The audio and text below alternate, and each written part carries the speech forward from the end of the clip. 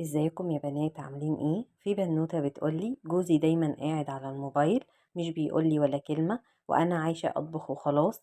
وبنتي قاعدة بتلعب، لقيتها بتقولي بابا مش بيحبك. طبعا انا اتخضيت ان ازاي طفلة زي دي تاخد بالها من كده. اولا هي واخدة بالها ان كل واحد مع نفسه، وهي شايفة ده ومخزناه.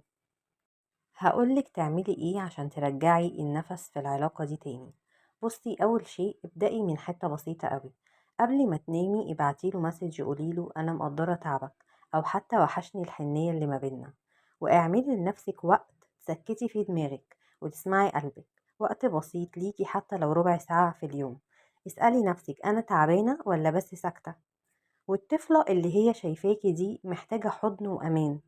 اعملي يوم صغير في البيت اسمه يوم الكلام الصريح، مش لازم كل حد يقول خطبة، لأ، كل واحد يقول جملة واحدة بس يعبر عن إحساسه وخلاص. ده لو اتكرر كل أسبوع البيت هيهدى جدا.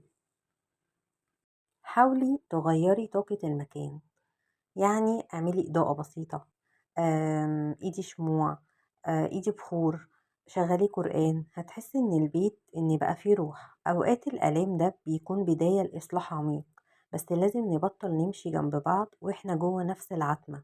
لو احنا بنحب فعلا يبقى دايما في حاجة نقدر نصلحها.